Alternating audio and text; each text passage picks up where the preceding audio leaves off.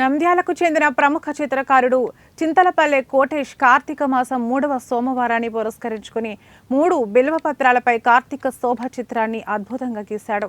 పరమశివునికి అత్యంత ప్రీతికరమైన మాసం కార్తీక మాసమని, శివునికి బిల్వపత్రాలు అంటే ఎంతో ఇష్టమని, అందుకే భక్తులు శివుని దగ్గర బిల్వపత్రాలు పెట్టి పూజిస్తుంటారని తెలిపారు. అందుకే బిల్వపత్రాలపై కార్తీక శోభ చిత్రాన్ని వేశానని తెలిపారు. ఈ బిల్వపత్రాలపై వాటర్ కలర్స్తో మైక్రో బ్రష్ను ఉపయోగించి 3 గంటల పాటు శ్రమించి చిత్రాలు వేశానని తెలిపాడు.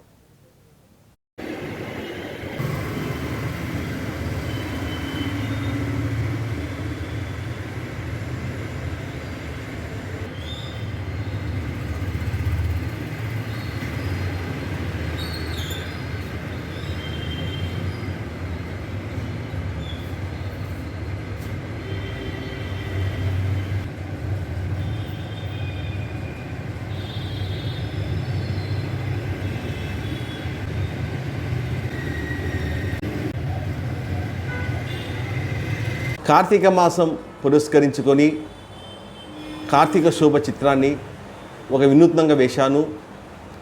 శివునికి కార్తీక మాసం పవిత్ర మాసం, ఎంతో ప్రీతికరమైన మాసం. కార్తీక సోమవారం సందర్భంగా శివునిపై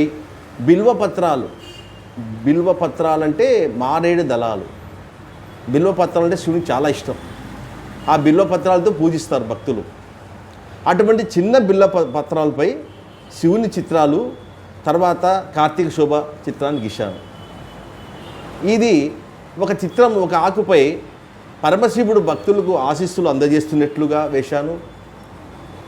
అదేవిధంగా రెండవ పత్రంపై 12 జ్యోతిర్లింగాలు, 12 అంటే 12 జ్యోతిర్లింగాలు. ఈ 12 జ్యోతిర్లింగాలు మన భారతదేశంలో ఉన్నాయి.